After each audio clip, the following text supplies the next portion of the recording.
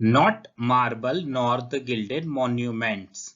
इस पोयम को लिखा है विलियम शेक्सपियर ने और यह पोयम है सोनेट। सोनेट उस पोयम्स को कहते हैं जिसमें 14 लाइन्स होती हैं।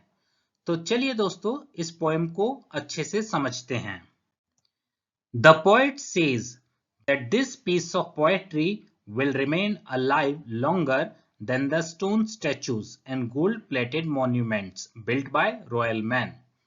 कवि कहता है कि रॉयल मैन के द्वारा बनाए गए स्टोन स्टैचूज और गोल्ड प्लेटेड मॉन्यूमेंट्स से भी ज्यादा समय तक यह पोएट्री जिंदा रहेगी। The poet's beloved, referred to as you, shall be remembered through this powerful poetry.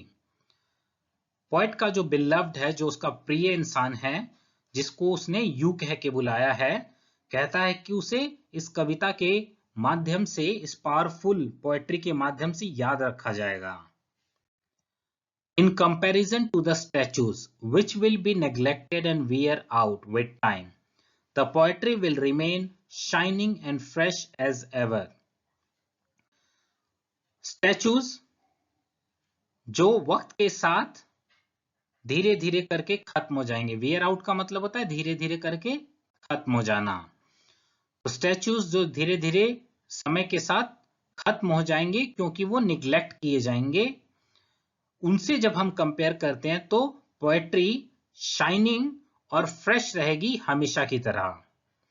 Through the poetry the poet's beloved will also shine for all times to come. आने वाले हर समय में इस पोएट्री के माध्यम से पोएट के बिलव्ड यानी प्रिय इंसान को याद रखा जाएगा। इसी को हम कहते हैं कि वह भी शाइन करेगा, यानी कि उसका नाम याद रखा जाएगा। The poet says that wars are wasteful as they destroy the statues built by royal men. Poet कहता है वॉर्स जो हैं वो वेस्टफुल हैं क्योंकि वो स्टैचूज को डिस्ट्रॉय कर देती हैं जिन्हें रॉयल मैन ने बनाया है। Such fights are destructive as they destroy the great monuments and turn them into ruins. ऐसी लड़ाइयां डिस्ट्रक्टिव हैं यानी कि विनाश करने वाली हैं क्योंकि वो ग्रेट मॉन्यूमेंट्स को डिस्ट्रॉय कर देती हैं और उन्हें बदल देती हैं खंडहरों में। रुइंस का मतलब होता है खंडहर। This poetry that has been written in the memory of loved ones cannot be destroyed even by the greatest warrior Mars. Mars का मतलब है God of war. God of war को कहते हैं मार्स। वो थे ग्रेटेस्ट वॉरियर। तो कहा गया जो ग्रेटेस्ट वॉरियर मार्स हैं वो भी इस पोएट्री को मिटा नहीं पाएंगे जो किसी की याद में लिखी गई है। It will survive through all the wars. जितने भी वॉर्स होंगी उनके बावजूद यह पोएट्री याद रहेगी, जिंदा रहेगी। Even after his death and in the face of all his enemies, he will remain alive through this poem. Poet का जो बिलव्ड है उसकी डेथ एक्चुअली में डेथ हो जाने के बाद भी उसकी एनिमीज के सामने वह फिर भी जिंदा रहेगा इस पोएम के through. All the generations that will be born on this earth till the end of the world will read this poem and praise the poet's beloved. जितनी भी जनरेशंस इस धरती पर जन्म लेंगी, जब तक कि ये दुनिया नहीं खत्म हो जाती, तब तक जितनी भी जनरेशन इस धरती पे जन्म लेंगी वो इस पोएम को पढ़ेंगी और पोएट के बिलव्ड की तारीफ करेंगी। The poet refers to the judgment day when the dead will arise out of their grave and Jesus Christ will descend on the earth to judge their acts.